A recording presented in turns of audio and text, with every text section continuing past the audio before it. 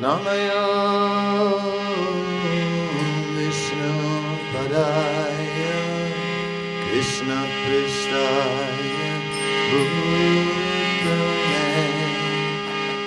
Srimate Bhakti Swami Om Namo Bhagavate Vasudevaya. Om Namo Bhagavate Vasudevaya. Om Namo Bhagavate Vasudevaya. Narayana Namaskritya Naranchayeva Narottamam Devim Sarasvatim Vyasam Tato Jayam Udirayet. Rei Krishna Karuna Sindhu Dinabandhu Jagatpate Gopesha Gopika Kanta Radha Kanta Namostute Vancha Kalpatarubhyascha Kripa Sindhubhya Evacha Patitanam Pavanebhyo Vaishnavebhyo Namo Namaha. Hare Krishna Krishna Krishna Hare Hare Hare Rama Rama Rama Hare Hare. Hare Krishna, muito obrigado pela audiência de todos. Estamos iniciando mais uma aula do segundo módulo do curso de Bhakti Yoga que está acontecendo em Nova Gokula no ano de 2020 e 2021. Teremos 13 unidades, 13 módulos.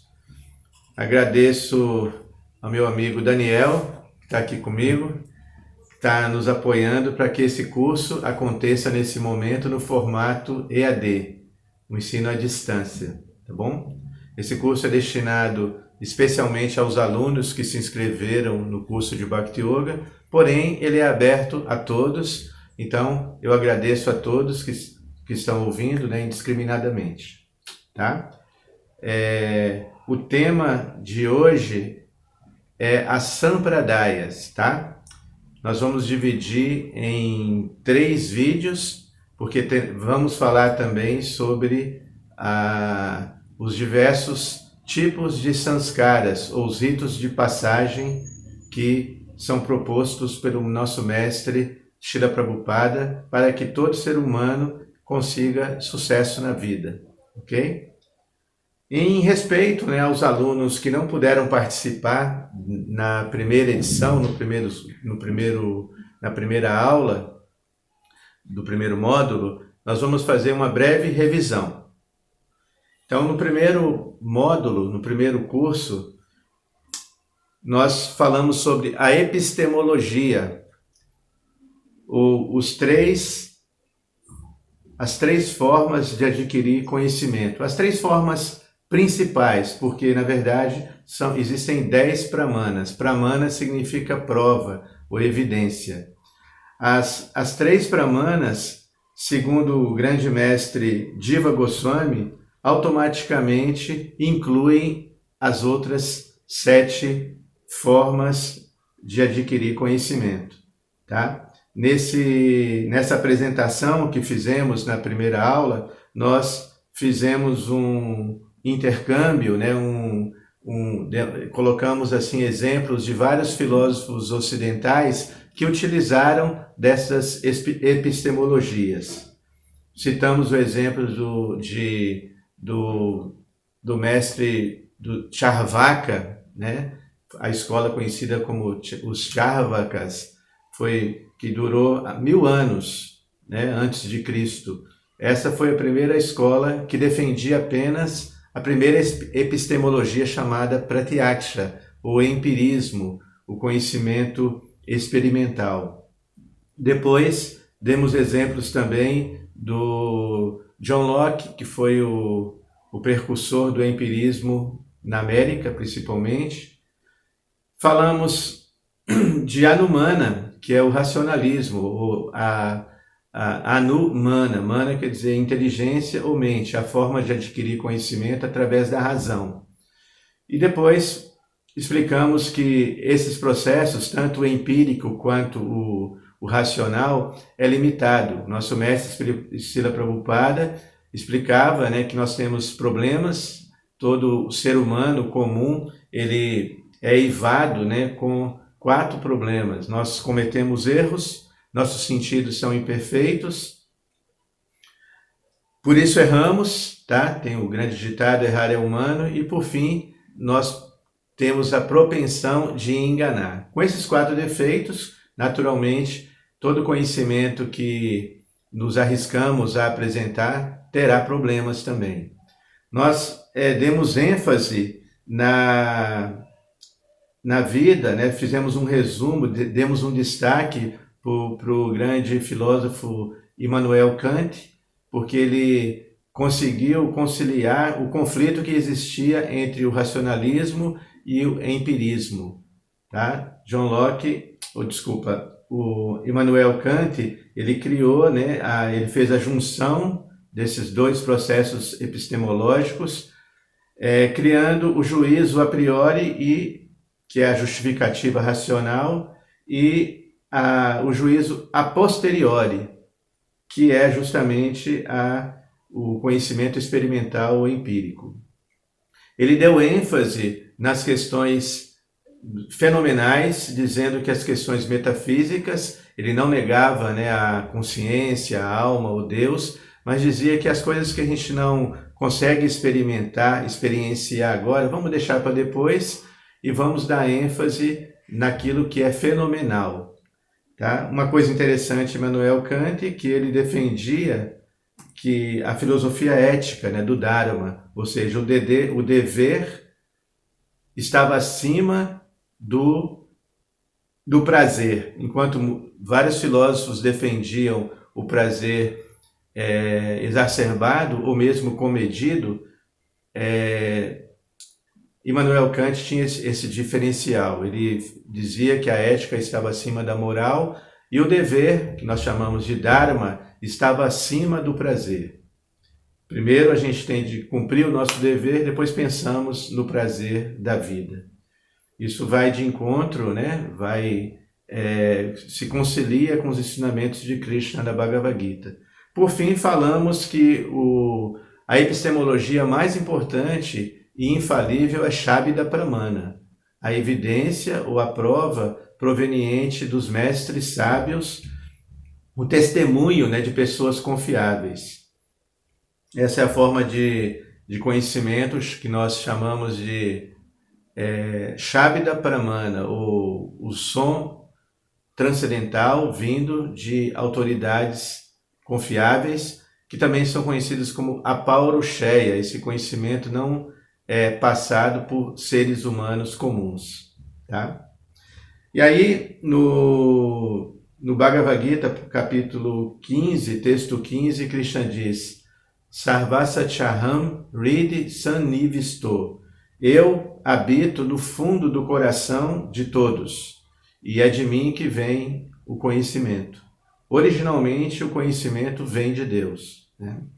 E depois nós falamos também da necessidade de aceitar um mestre espiritual, que é um representante, nós chamamos o nome técnico de Chaitya Guru, o representante de Deus, assim, materializado. Ele representa Deus dentro do nosso coração.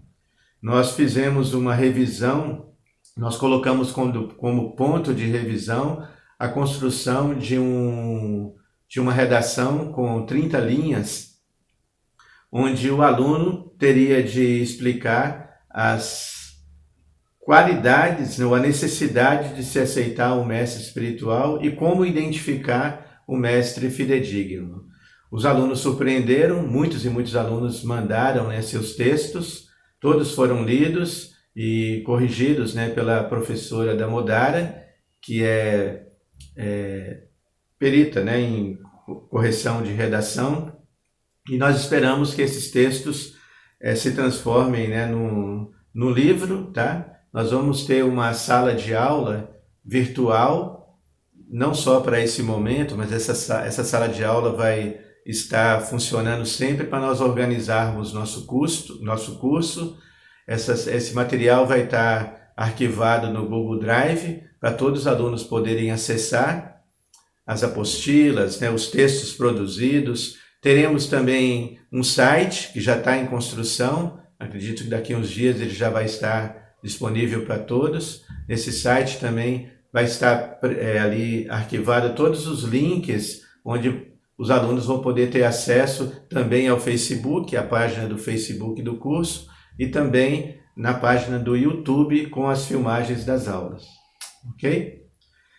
Nós falamos também sobre, então, como eu disse, né, surpreendeu, né, os textos sobre o mestre e as qualificações do mestre. É um assunto assim que não pode ser esgotado. Quem não escreveu ainda o texto, quem não teve tempo, pode ainda mandar para a gente, tá? O seu texto. E o texto, como eu disse, ele não pode ser esgotado. Outro dia eu estava refletindo sobre um momento que esse livro aqui explica, que esse livro Néctar da Devoção, explica que o mestre genuíno, o mestre autêntico, ele nunca fica apegado à ideia de construir muitos templos e nem de ter muitos discípulos, tá? Há casos de mestres, como a gente vai ver na relação dos mestres do nosso Parampará, da nossa sucessão discipular, que tinha apenas um discípulo, tá? Porém, na circunstância ocidental em que vivemos, é natural que os mestres queiram espalhar o conhecimento, construindo, né, templos, porque nós temos muito poucos templos em comparação à Índia, tá? Então, esse é um ensinamento que foi passado no século XV, quando esse livro foi escrito. Mas deixa os gurus, os mestres, ou os possíveis mestres, futuros mestres, atentos, né?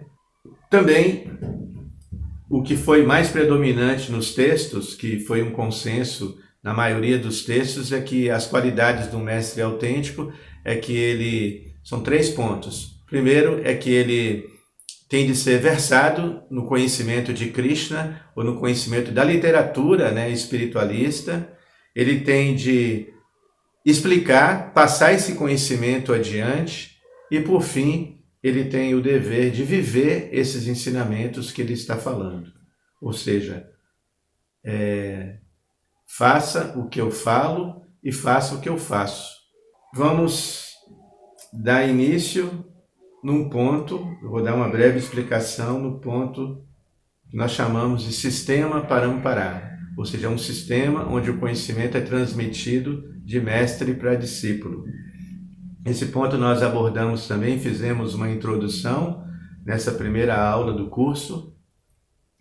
No Bhagavad Gita, o diálogo que Krishna estabelece com Arjuna, Bhagavad Gita é o texto principal dos Vedas, é um capítulo do Mahabharata, tá?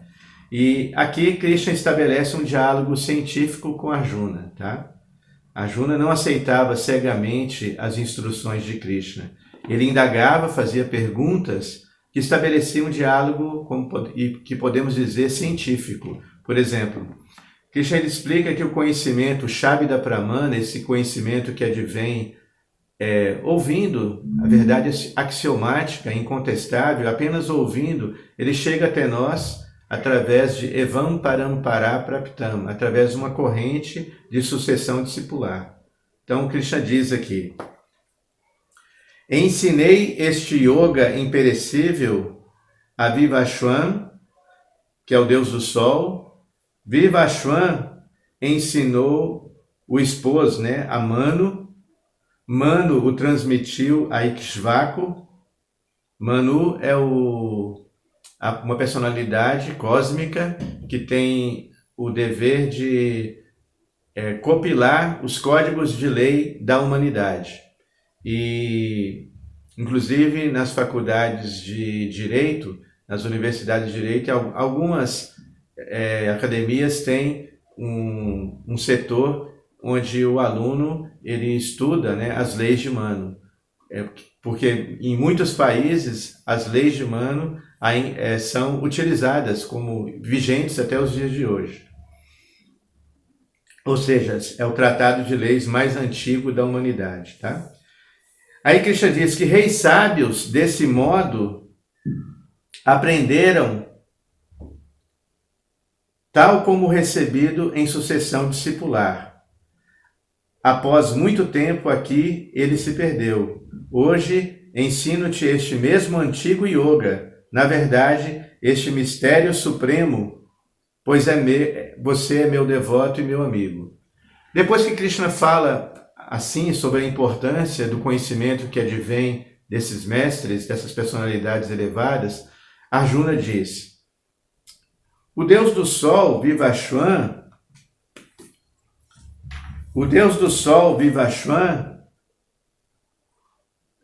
nasceu antes de você, Krishna. Como poderei entender que no começo você lhe ensinou esta ciência? Olha que ele usa a palavra ciência.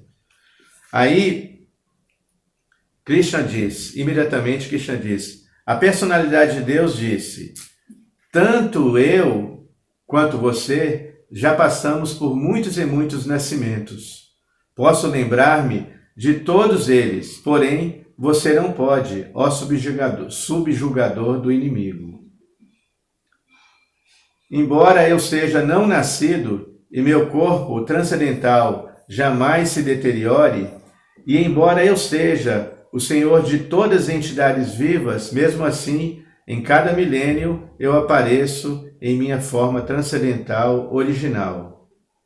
Aí no verso 7, Krishna diz que Yada Yada Hridharmasya Glanir Bhavati Bharata. Sempre quando há um declínio do Dharma, ou seja, quando os deveres não estão sendo cumpridos, quando predomina o Adharma, aí Krishna diz, eu advenho milênio após milênio para restabelecer essa sucessão discipular de mestres. Ok? Então nós vamos... aí nosso mestre Prabhupada, ele explica que as literaturas, aqui são apenas alguns livros, esse livro, por exemplo, o Bhagavata Purana, que é um estudo pós-graduado ao Bhagavad Gita, tem, em português nós temos 19 volumes, se não me engano, 18, 19 volumes. É dividido em cantos, e esse é um comentário mais importante da escola Bhakti, tá? o Vaishnavismo, o Bhagavad Gita e o Bhagavata Purana. E todos esses livros, todos os livros curriculares, né, que nós temos, foram recebidos através dessa sucessão discipular. E esse conhecimento chega até nós de forma imaculada. Tem o texto original em sânscrito, a transliteração latina e a tradução em português. Esse livro específico, no século XV, que aconteceu basicamente a revolução de Bhakti Yoga, com vários mestres, principalmente com o advento de Chaitanya, ali ele explicou que Puranam Amalam, que essa escritura é uma escritura imaculada, no sentido que não houve nenhuma interpolação ou extrapolação. Outras escrituras como Mahabharata, há relatos de mestres como Madhvacharya, da nossa linha de sucessão discipular, que alguns textos do Mahabharata, que é o maior épico do mundo e respeitado na Índia, e até hoje nas academias, ele já está entrando gradualmente nas academias ocidentais, e estudos estão sendo feitos de comparativos, né, da Ilíada e Odisseia, né, de Homero, o épico grego que é estudado nas academias ocidentais. Há estudos já de comparativos, né, da Ilíada e Odisseia com o Mahabharata e também o Ramayana. O Mahabharata tem de se ter muito cuidado nas traduções que encontramos, porque também há muitos Mahabharatas que sofreram corrupções nos seus textos originais. O que chamamos de interpolação, ou seja, tem textos, interpretações de textos que foram colocados, que não deveriam estar ali, e extrapolação, textos que foram retirados, tá bom? Mas essa literatura é comprovadamente imaculada. Por isso, Prabhupada, nosso mestre, diz que o Bhagavad Gita, principalmente esse livro aqui, o Bhagavad Gita, que é conhecido também como Gita Upanishad, porque Bhagavat que significa o Senhor Supremo, Gita quer dizer canção, a canção do Senhor Supremo. É um livro falado diretamente por Krishna, por isso ele é conhecido como Gita Upanishad, ou Veda original. Aí Prabhupada explica que se uma pessoa ouve o Bhagavad Gita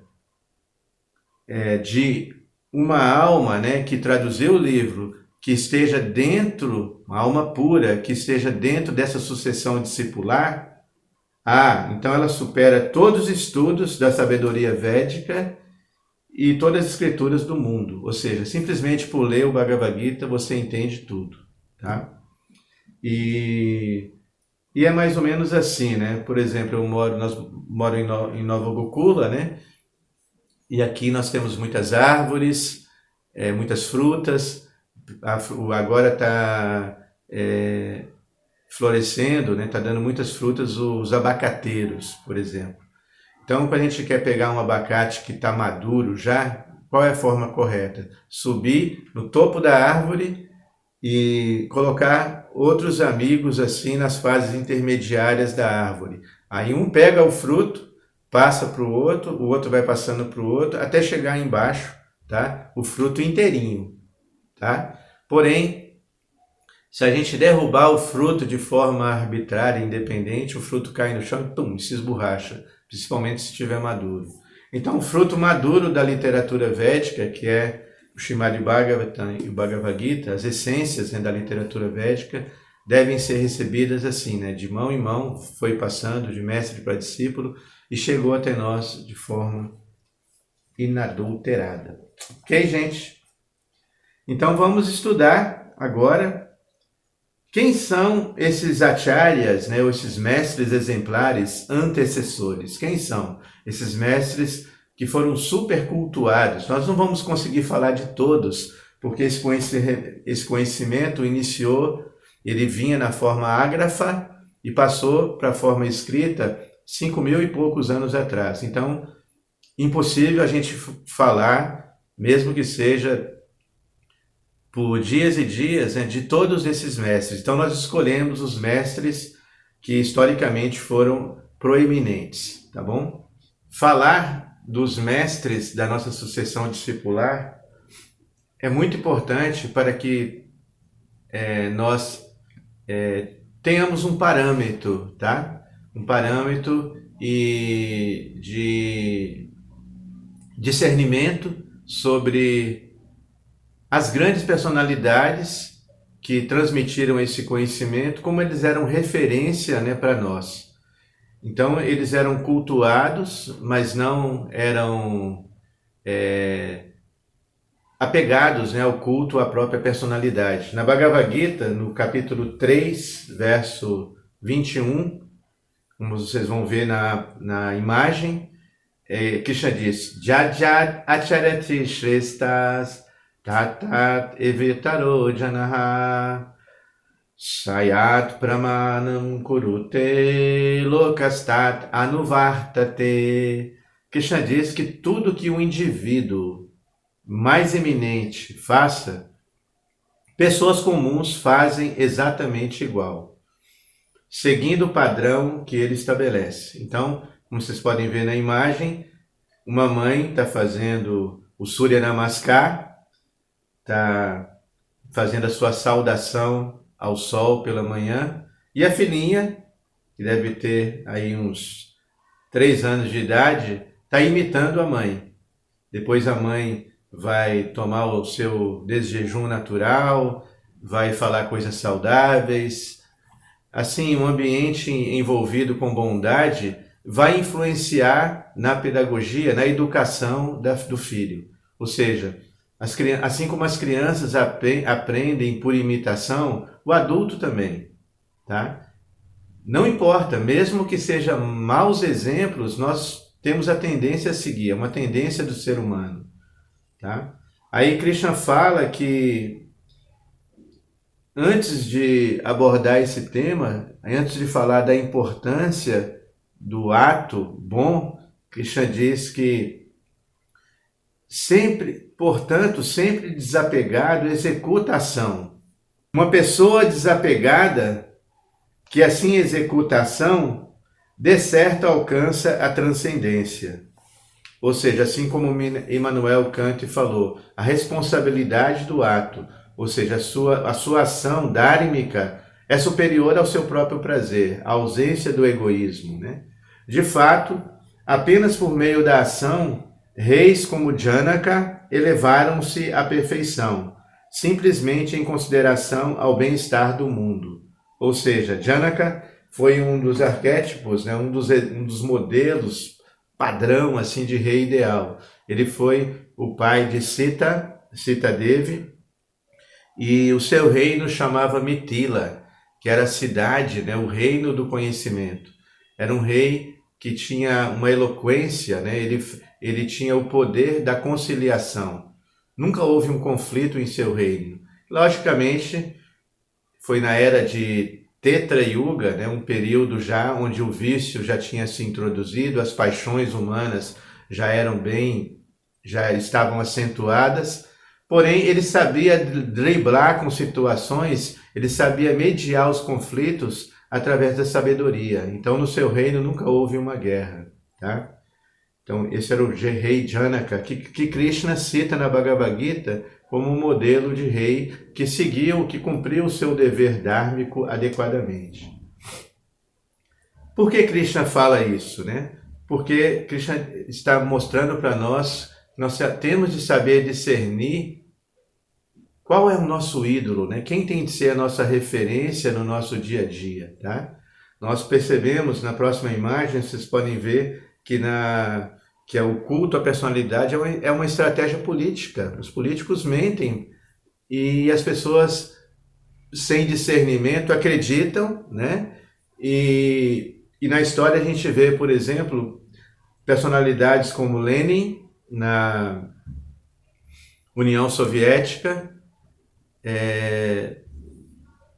Mao Tse-tung na China e Hitler, né, na Alemanha nazista. Eles tinham muita coisa em comum. Quais eram assim as similaridades, né, dessas personalidades, né? O carisma deles, a capacidade, né, de discurso sofista. Eles tinham a capacidade de se apresentar como bem-querentes do povo. Eles arrebatavam assim milhões de seguidores. Hitler, por exemplo, ele era considerado um cavalheiro, inteligente, era um grande apreciador das artes. Mao Tse-tung, no início da década de 60, praticamente 100% dos estudantes veneravam ele como se ele fosse Deus. Mas infelizmente nesses governos, né, aconteceram assim as maiores crueldades, as maiores atrocidades da humanidade. Mais de 100 milhões de pessoas morreu, por exemplo, na China comunista, né? E esses não eram assim os parâmetros, né, de mestres fidedignos. Agora, o parâmetro que nós temos dentro da literatura védica, por exemplo, são os Mahajanas. Nessa próxima imagem, vocês vão ver os 12 Mahajanas. Maha quer dizer grande, né? Janas quer dizer personalidades. As personalidades elevadas, que foram classificadas como 12, encarregadas de transmitir o conhecimento védico, tá? Isso tudo antes de entrar na sucessão discipular Parampará, tá, gente? Essas 12 personalidades, algumas delas fazem parte da sucessão discipular, como, por exemplo, Brahma, tá? Shukadeva Goswami, Prahlada não faz, Narada Muni faz parte dessa sucessão discipular, mas a maioria, Bhishma faz parte dessa sucessão discipular, mas ainda assim, os Kumaras, mas ainda assim elas são consideradas personalidades elevadas, como reis, né, como Janaka, que está dentre essas 12 personalidades. Então, a gente não poderia deixar de citar essas 12 personalidades. Isso é citada num verso do Bhagavatam, no 6º canto, capítulo 20, sexto canto, textos, capítulo 20, a partir do verso 21. Swayambhu Narada Shambhu Kumara Kapilo Manu Prahlado Janako Bhishmo Bali Vayasaki Vayam. Então, são as 12 personalidades. Swayambhu é um outro nome de Brahma. Swayam quer dizer a personalidade original, o primeiro ser vivo no universo. o senhor Brahma, Narada, seu filho, o senhor Shiva, os 4 Kumaras, Kapila, filho de Devahuti, Swayambhuva Manu, Prahlada Maharaja, Janaka, o avô Bhishma, Bali Maharaja, Shukadeva Goswami, e quem falou isso foi Jamaraja, o semideus que controla o juiz da morte, Jamaraja. Então ele fala, e eu, Jamaraja, conhecemos o verdadeiro princípio dhármico. Tá? Então ele diz que o princípio dhármico transcendental, que é conhecido como Bhagavata Dharma, significa se render ao Supremo Senhor e desenvolver amor por Ele. E não é eivado pelos modos materiais da natureza, sattva, rajas ou tamas, bondade, paixão e ignorância. Ele é muito confidencial e difícil de ser entendido pelos seres humanos comuns. Mas, se, por acaso, alguém tem a boa fortuna de compreendê-lo, liberta-se de imediato e assim retorna ao lar, retorna ao Supremo. Então, nessa próxima ilustração, a gente vai entender um pouco mais o contexto dessa fala. Jamaraja, o Senhor da Morte, ele tem os seus agentes, os seus auxiliares, chamados de Jamadutas.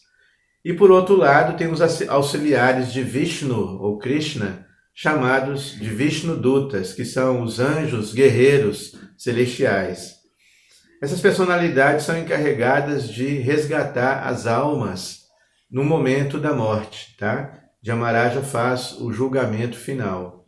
Aconteceu de um cidadão chamado Ajamila, no início de sua vida, ele recebeu uma ótima educação dos pais, ele foi muito bem educado, ele seguia o caminho correto do Dharma, porém, depois de um tempo, ele se desviou do caminho, e quando ele já estava com 80 anos de idade, pouco mais de 80 anos, ele ainda tinha um filho pequeno, ele tinha um monte de filho. E um filho pequenininho, geralmente os filhos pequenos são mais dependentes e por isso eles recebem mais carinho dos pais. Ele deu o nome desse filho de Narayana. Narayana é um nome sagrado, né? Um dos nomes de Krishna. E no momento da morte, quando ele estava quase dando o último suspiro, ele grita o nome do filho. Narayana, vem aqui, Narayana. E nesse momento de passagem, os Jamadutas, os servos do Senhor da Morte, vocês podem ver aqui, são figuras terríveis, né? Já tinham laçado o pescoço dele e as cordas, eles já estavam tirando a alma dele para encaminhar a alma deles para um destino não muito agradável, né? Com certeza. Quando os Jamadutas aparecem, não é bom sinal. Porém, os anjos celestiais, Vishnudutas, esses azuis aí, belos, apareceram e falaram, não, peraí, ele cantou o nome sagrado do Senhor, então ele tem de vir com nós, não com vocês. Aí eles tiveram um debate e os Vishnudutas, os anjos guerreiros, ganharam o debate. E na outra ilustração vocês podem observar que os Jamadutas foram reclamar com o seu servo, com o seu rei, né, Jamaraja. E Jamaraja fala muitas coisas interessantes. Primeiro ele diz que acima de mim e acima de todos os deuses existe um supremo mestre controlador. Ou seja, ele imediatamente aí impõe o monoteísmo que a escola de Bhakti Vaishnava defende. Nós não estamos afinados, né, com o chamado hinduísmo ou culto a muitos deuses, o chamado panteísmo. A nossa escola segue o monoteísmo polimórfico, né? Então, Jamaraja, ele fala para os seus seguidores ali, para confortá-los ali. Tasyatma tantrasya hare adishitu parasya mayadipate mahatmanaha prayena dutta ihavai manoharas Charanti Tarupa Guna Swabhava. A Suprema Personalidade de Deus é autossuficiente e totalmente independente. Ele é o mestre de todos e de tudo, sendo inclusive o mestre da energia ilusória. Ele tem a sua forma, qualidades e características, e assim é que seus mensageiros, os Vaishnavas, os quais são anjos, guerreiros muito belos, possuem aspectos físicos, qualidades transcendentais muito parecidos com os que ele tem. Krishna, a Suprema Personalidade de Deus. Com total independência, eles vivem percorrendo este mundo. Depois, para concluir, ele fala um verso que é citado nas preleções de muitos estudantes da Bhakti Yoga. Dharma tu sakshat bhagavat pranitam navai vidurishayo napideva nasida mukhya sura manushya kuto nu vidya dharacharanadaya. Os verdadeiros princípios do Dharma são decretados pela Suprema Personalidade de Deus. Embora plenamente situados no modo da bondade, mesmo os grandes sábios que ocupam os planetas mais elevados não podem determinar os verdadeiros princípios dhármicos. Tampouco podem os semideuses ou os líderes de Siddhaloka, para não falar dos asuras, seres humanos comuns, Vidyadharas e Charanas. Então essa é uma citação do Srimad Bhagavatam, canto 6, capítulo 3, texto número 19. Essa é uma advertência que Dhyamaraja está dando para os seus seguidores e para nós, tá? Às vezes é comum, por exemplo, quando um espiritualista ele se decepciona com o mestre, por exemplo, aí ele, eu vou criar o meu próprio Dharma, eu vou criar o meu próprio caminho espiritualista. Então existem muitos caminhos do Dharma, mas segundo Dhyamaraja, o Dharmantu Sakshat Bhagavat Pranita, os verdadeiros princípios dhármicos são estabelecidos pelo próprio Senhor Supremo Krishna. Nenhum ser humano comum tem o direito de estabelecer a sua própria religião ou seu próprio Dharma, ok? E como também o primeiro aforismo desse livro, no segundo verso do Srimad Bhagavatam, fala Dharma Prurita Kaitavo, ou seja, essa literatura rejeita completamente todo o princípio dhármico que seja materialmente motivado, ok? Ou que não venha de uma linha de sucessão discipular autêntica, ok? Então essa é uma advertência que temos muito importante. Agora vamos entrar nas 4 Sampradayas Vaishnavas, tá? Nós vamos até iniciar falando um pouco de Krishna e encerramos a nossa aula de hoje para começar a discorrer na sequência sobre... Amanhã a gente vai dar continuidade à sequência a gente vai ver assim o caráter de todos os mestres que compõem a nossa sucessão discipular.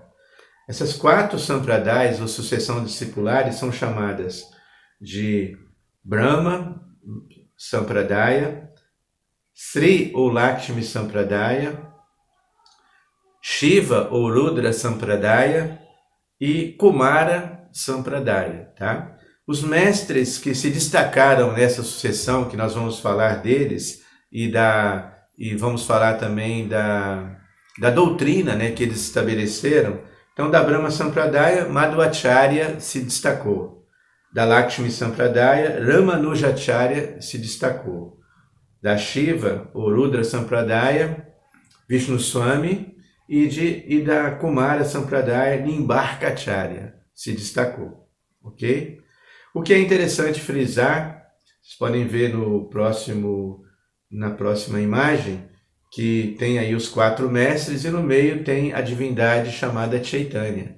Chaitanya foi o grande revolucionário de Bhakti, nós não vamos tratar dele, ele está dentro dessa corrente de mestres, mas nós vamos dar um destaque para a vida de Chaitanya, tal é a importância dele. Vamos dar um destaque no, acho que é o próximo, daqui 3 aulas, 3 módulos que a gente vai destacar o advento de Chaitanya. Hoje a gente vai dar apenas uma introdução.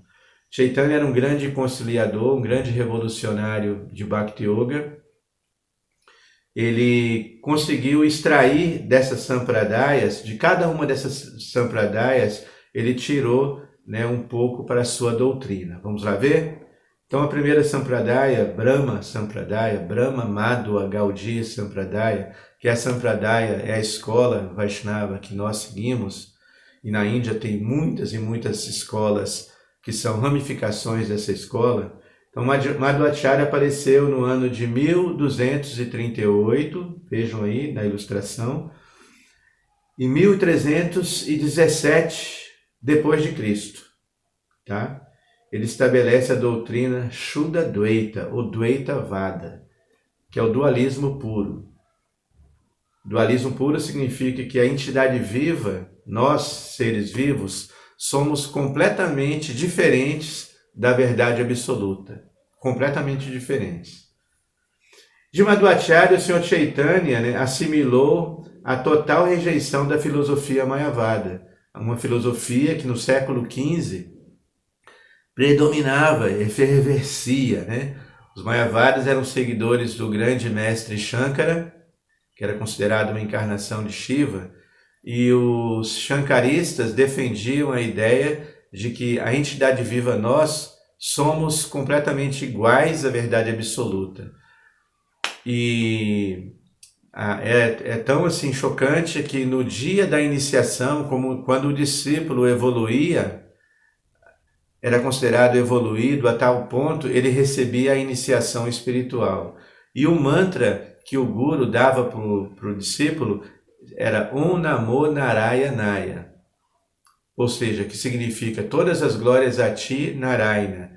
Isso significa que naquele momento da iniciação o discípulo se convertia em Narayana, que é um outro nome de Deus. O discípulo se convertia em Deus, virava Deus. Então esse era o objetivo. A meta da filosofia shankarista ou mayavada é se fundir, a alma no momento da libertação, ela se funde no todo, ela vira o todo.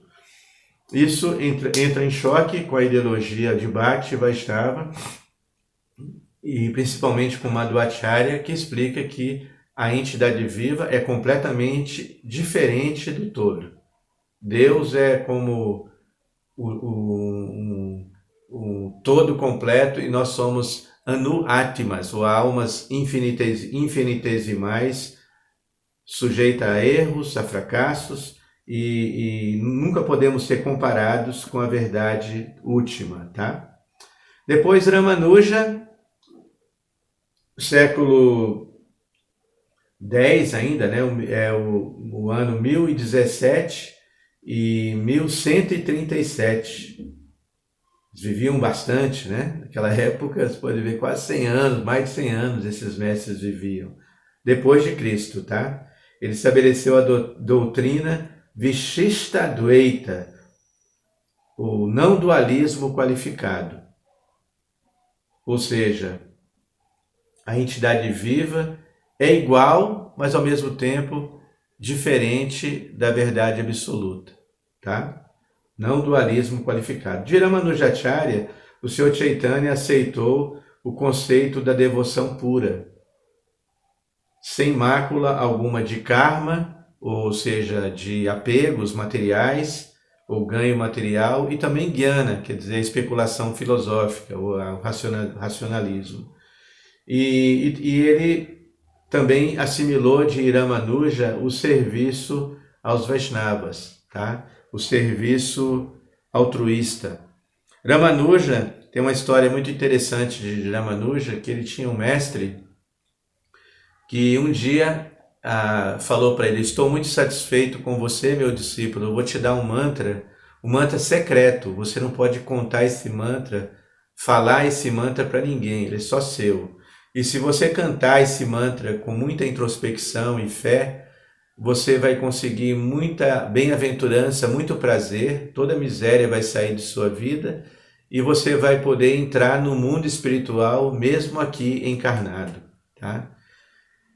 Então ele ficou pensando, nossa, que preciosidade esse mantra. O mestre ensinou o mantra para ele e logo depois, imediatamente, contrariando a ordem do mestre, ele subiu no topo mais alto do templo da vila onde ele morava e no momento em que as pessoas estavam, a multidão entrava no templo para venerar as divindades, ele gritou lá de cima: "Oi pessoal, por favor, prestem atenção. Eu tenho um mantra, eu vou ensinar para vocês um mantra muito poderoso, um mantra que vai dar toda a bem-aventurança, espantar todo tipo de miséria de suas vidas e ao mesmo tempo, no devido tempo, vocês vão se elevar para o mundo espiritual. E podem experimentar o mundo espiritual mesmo aqui encarnado." Aí ele foi, todo mundo ficou atento e ele foi e ensinou o mantra que vocês podem cantar também. Om Namo Narayanaya. Aí ele repetia, Om Namo Narayanaya. Om Namo Narayanaya. Imediatamente depois, todo mundo ficou assim, o mantra ficou popular, todo mundo passou a cantar o mantra, ficar mais confortável, né? As suas vidas passaram a ser mais tranquilas, né? Os problemas amenizaram e o mestre ficou sabendo que o discípulo Ramanuja tinha contrariado as suas ordens. O que ele fez? Chamou Ramanuja. Ramanuja, você desobedeceu a minha ordem, fez o mantra popular, todo mundo está cantando o mantra e agora você não tem medo de sofrer reações? Você não sabe que é muito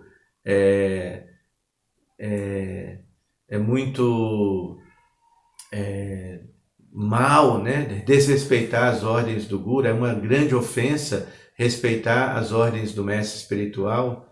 Aí Ramanuja disse, sim, meu mestre, eu ponderei, eu sei que eu cometi esse erro, eu estou pronto para sofrer qualquer tipo de reação, mas eu sou só uma pessoa, eu sou só um. Como eu ia poder ficar, me apoderar desse mantra, me apropriar desse mantra, enquanto tem tantas pessoas por aí precisando desse mantra, sofrendo? Aí o mestre, quando ouviu essa argumentação do discípulo, ele imediatamente abraçou o discípulo e aceitou, né, a argumentação do discípulo, e foi um momento, né, histórico em que muitas vezes o discípulo ilumina o mestre também, né? Coloca o mestre, né, às vezes cai um parafuso, ou afrouxa um parafuso na cabeça do mestre, e nessa relação de amizade que existe entre mestre e discípulo, o mestre também pode ouvir e aprender com o discípulo, tá? E Ramanuja não era um discípulo comum, era muito, muito especial, tá? Por isso, essa tendência, né, de fazer um serviço abnegado, sem desprovido de karma ou de especulação mental ou filosófica, e ao mesmo tempo de querer servir, estar sempre pronto para servir o outro, Chaitanya pegou, né, ele assimilou esse comportamento ideal da Ramanuja Sampradaya. Depois, Chaitanya também assimilou da Vallabha Sampradaya. Vallabha foi 700 anos depois de Cristo, estabeleceu a doutrina Vishuddha Dvaita, tá? O não dualismo puro, ou Shuddha Dvaita, ou Shuddha Dvaita Vada, tá? Só existe o ser absoluto e tudo mais é falso, ou seja, existe só uma verdade absoluta e o mundo é falso, tudo aqui é uma ilusão. Vishnu Swami, ou Vallabhacharya, era outro nome dele, Vishnu Swami, Chaitanya adotou a filosofia por trás da atitude de se depender plenamente de Deus, de Krishna, e a beleza do serviço devocional espontâneo.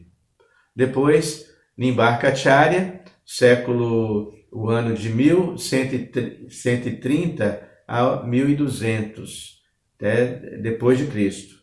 A doutrina era Dvaita Vada, tá? A dualismo na unidade ou dualismo com monismo, ou seja, A alma é una em qualidade e não una em quantidade. Ou seja, a alma ela é igual e ao mesmo tempo diferente da verdade absoluta. Então, Dinimbarkacharya Chaitanya Mahaprabhu assimilou, ou seja, ele concluiu, né, a filosofia Vaishnava, que até hoje é evidente dentro da escola Vaishnava, acrescentando, né, a palavra sânscrita atintya. Atintya Beda Beda. Atintya significa inconcebivelmente, nós somos as entidades vivas, nós, seres infinitesimais, somos iguais a Deus, mas ao mesmo tempo diferentes dele. Nós somos iguais a Deus em qualidade, assim como uma partícula de ouro de uma grande mina de ouro, ou como uma gota d'água do grande oceano. Qualitativamente, nós também somos divinos, tá?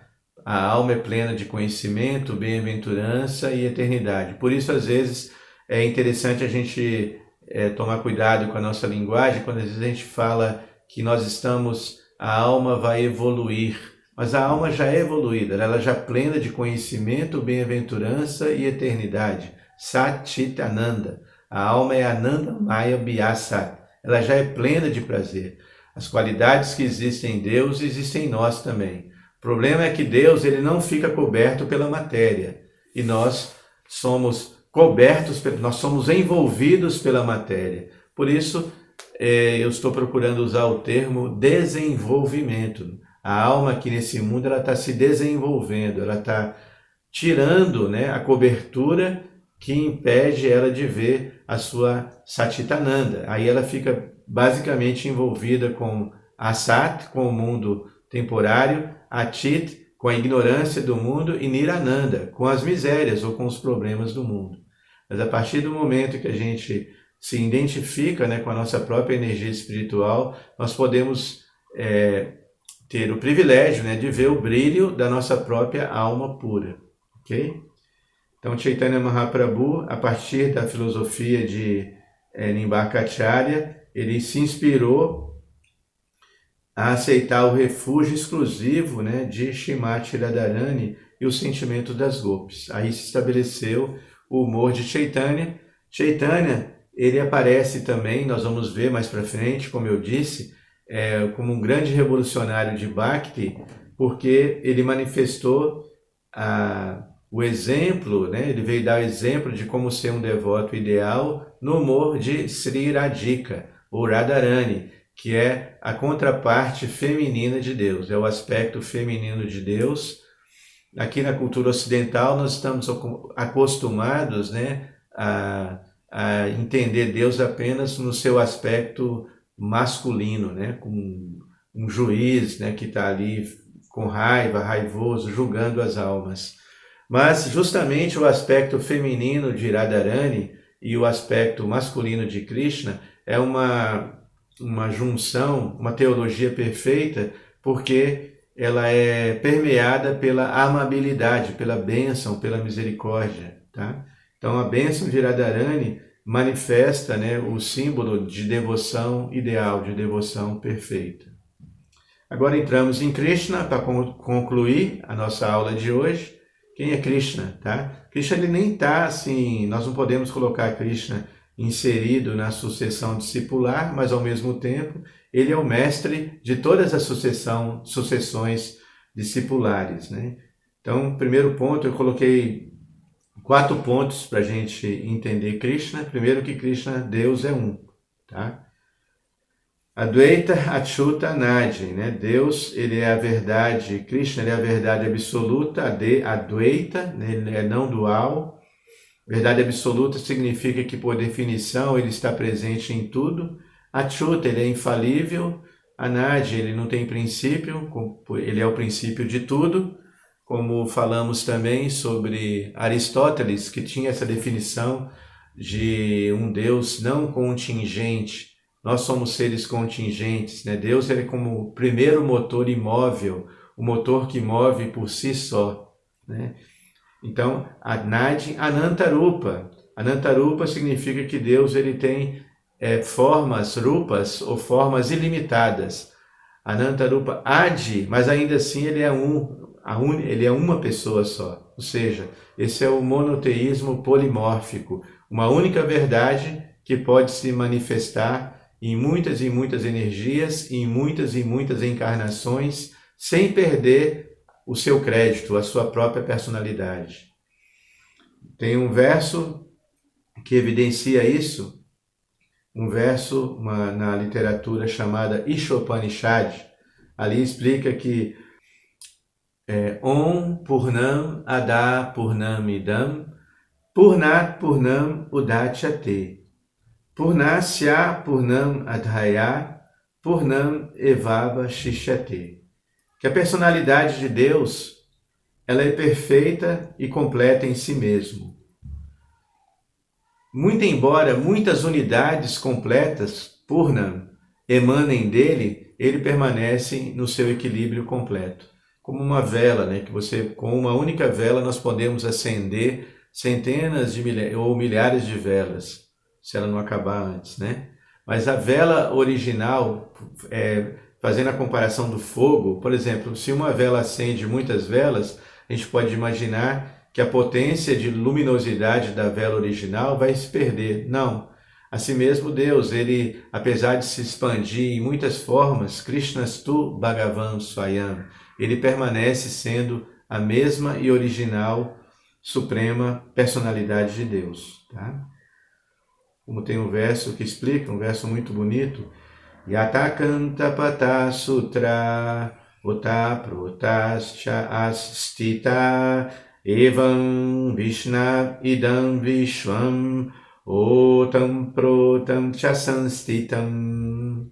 Como dois fios, horizontal e vertical, com que se faz um tecido, o Senhor Vishnu está situado como a causa vertical e horizontal da manifestação cósmica inteira, tá? Então, Mata Parataram Naniat, Krishna diz que assim como não há nada superior a mim, assim como tudo repousa em mim, assim como pérolas enchartadas em um cordão. Tá? Krishna também diz na Bhagavad Gita, na verdade, desculpa, não é Krishna, Arjuna, depois que vê o esplendor de Krishna, porque no início Arjuna aceita Krishna como seu amigo. Com o passar do tempo, ele vai se tornando discípulo de Krishna, e quando ele entende quem é Krishna, ele fala Param Brahma, Parandama, Pavitram, Paramam, Bhavam. Você é o Deus original, és a pessoa primordial, és o supremo local de repouso deste universo, o conhecedor, o cognoscível, a morada suprema, permeias o universo, ó forma infinita. Tá?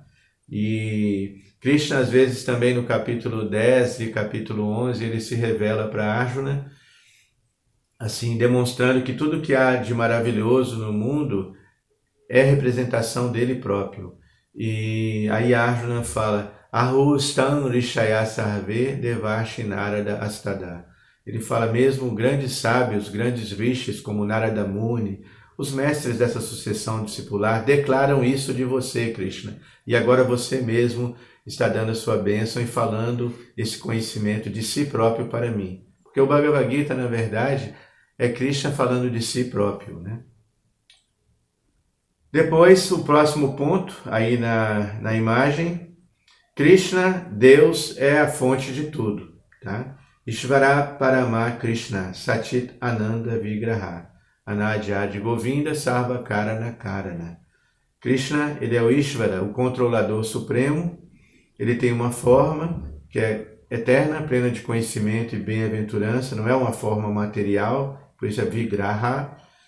Anadi, ele não tem princípio, Adi, ele é o princípio de tudo, e o seu nome é Govinda.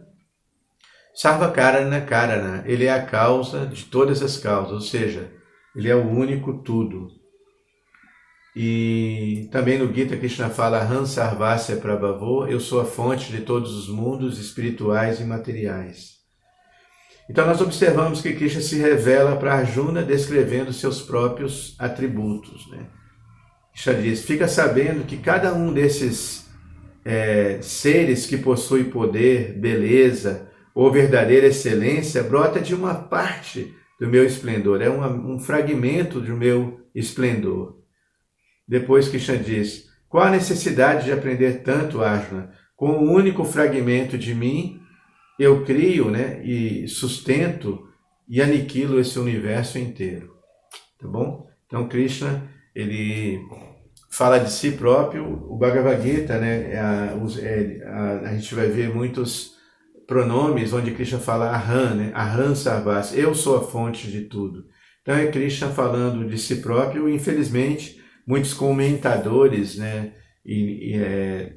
assim, às vezes até desonestos ou mal informados, não dão o verdadeiro crédito para Krishna. Eles estudam Bhagavad Gita, mas não estabelecem Krishna como o orador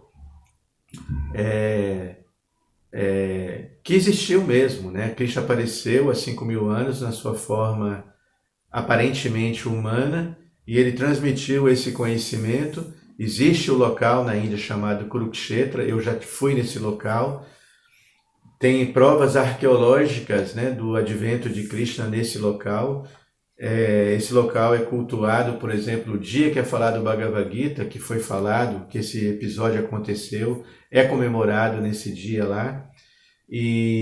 Mas infelizmente as pessoas entendem, né, o Bhagavad Gita e o personagem Krishna como um personagem histórico apenas, às vezes tratam ele como um ser mitológico, mas Krishna, ele se revela como a própria divindade suprema, tá? No Bhagavad Gita. E Arjuna, o protagonista, né, que conversa com Krishna na Bhagavad Gita, entende isso, tá?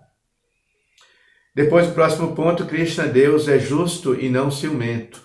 No Bhagavad Gita, Krishna também diz, Jatamam prapadyante. O pada quer dizer pés. Os pés nos levam aonde queremos, aonde desejamos. Então, no Gita, Krishna diz, na medida que você vem a mim, que você caminha em minha direção, eu vou até você. Então, Krishna é um Deus tão amoroso que no final desse verso ele fala, Manusha Partha Sarvashaha. Todos os homens seguem o meu caminho, mesmo que seja inconscientemente.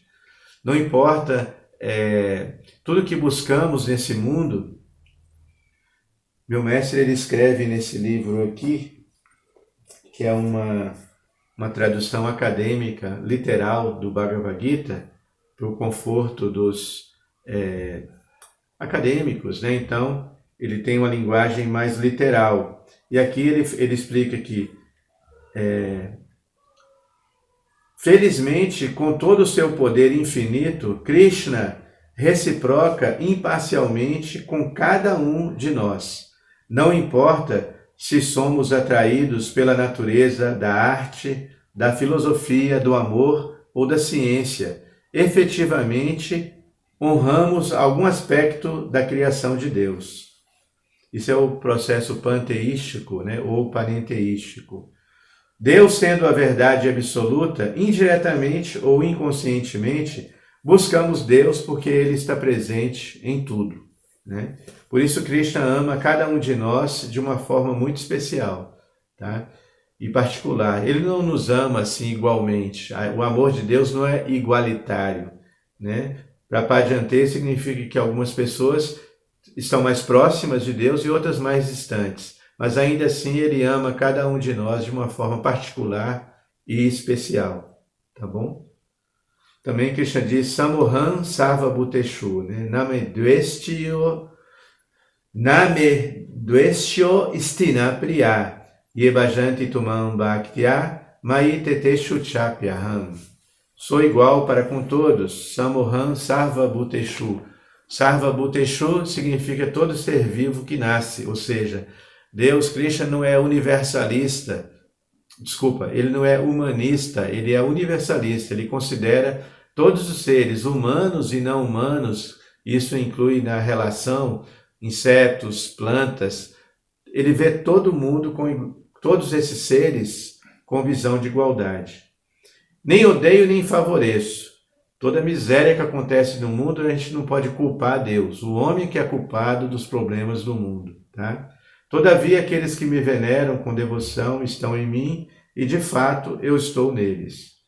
Mesmo que o indivíduo comporte-se mal, mesmo que alguém tenha um mau comportamento, se me ama com exclusividade, deve ser considerado virtuoso por estar corretamente determinado, ele logo se torna uma alma dhármica.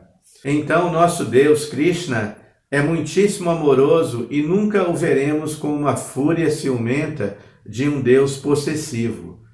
Nos versos da Gita, capítulo 7, texto 20, 21 e 22, Krishna prova isso ao dizer que se alguém deseja satisfazer seus desejos adorando os deuses, essa decisão não é inteligente, pois os desejos satisfeitos pelos deuses são temporários.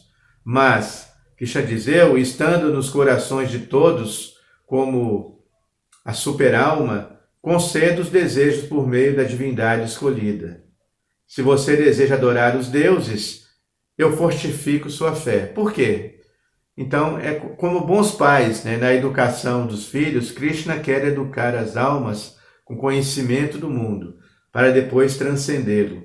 Deus nos ajuda a explorar o universo, para depois a gente fazer nossas próprias escolhas e comparações. E, por fim, decidir racionalmente qual o nosso interesse último. Por fim, Krishna diz que ele nos ama, né? Krishna nos ama. Ele nos ama sempre, né? Aham bija pradapita. Por quê? Ele é o pai que dá a semente. Krishna cria, né, um cosmo. Isso também é uma citação do meu mestre, Dayananda Das Goswami Acharadeva, o qual sou muito grato. A minha fala está sempre, toda a construção desse curso está afinada com a fala desse mestre, Dayananda Maharaj Acharadeva e também Srila Prabhupada. Tá? Ele explica que Krishna cria um cosmo teleológico, isto é, um universo com propósito objetivo, guiar-nos para a bondade pura e liberação. A natureza é um ventre cósmico, no qual Krishna é o pai que dá a semente. Krishna é nosso Pai e Mãe Supremos, e como quaisquer pais amorosos, Ele é nosso maior fã, impelindo-nos a buscar nosso bem mais elevado, e encontrarmos paz verdadeira ao aceitá-lo como amigo bondoso de todos os seres, Sridham Sarva Bhutanam. E também no capítulo 12, né, uma sequência de versos em que Krishna termina com o termo Bhakti Imam Ya Same Priya, que o devoto, semelhante devoto, que segue o caminho correto, né, é muito, muito querido para mim. Tá bom? Por fim, na próxima imagem, vamos terminando a aula de hoje, com a próxima imagem em que eu trago uma mensagem de Prabhupada, nosso mestre. Quando ele chegou no Ocidente e começou a ficar muito popular o movimento Hare Krishna. Interessante dizer também, inclusive um dos alunos foi o Parampará, na sua oferenda, no seu texto de reflexão sobre o mestre autêntico, ele aborda esse tema. Ele fala que Prabhupada, ele não queria o culto para sua própria personalidade. Apesar de ser venerado por milhares e milhares de discípulos, ele fez com que Krishna ficasse famoso. O mantra Hare Krishna é conhecido no mundo todo infinitamente maior do que o nome Prabhupada. Então ele cumpriu o seu objetivo. Inclusive um dos muitos amigos de Prabhupada tentaram, né, persuadi-lo a dizer que por que você fala consciência de Krishna? Por que não falar consciência de Deus? Aí Prabhupada fala, isso é besteira, consciência de Deus. Consciência de Krishna. Caso contrário, vão colocar tantos deuses. Eis aqui outro Deus, eis aqui outra encarnação, outro avatar. Tudo bobagem. Melhor estabelecermos de uma vez quem é Deus. Krishnastu Bhagavan Swayam. Então tentem entender nossa missão. termino, né, essa aula de hoje com essas palavras de Srila Prabhupada, né, estabelecendo Krishna como a própria suprema personalidade de Deus. Tá? Hare Krishna. Muito obrigado a todos. Agora eu vou estar aberto, né, para as perguntas. Vamos agora, depois, amanhã, passar para o próximo bloco, continuando a falar dos grandes mestres que sucederam dentro da nossa sucessão discipular específica, tá? A Brahma, Madhva, Gaudiya e Sampradaya. Por favor, não esqueçam de sempre estarem com papel, né, os seus cadernos e caneta para anotar as dúvidas, para fazer alguma pergunta. Estamos abertos para até um debate, tá, sobre esse tema desse módulo. Hare Krishna, muito obrigado a todos.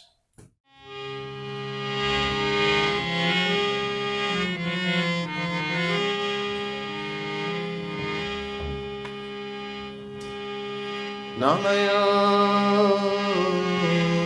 Vishnu Padaya Krishna Pristaya Bhutale Srimate Bhakti Swami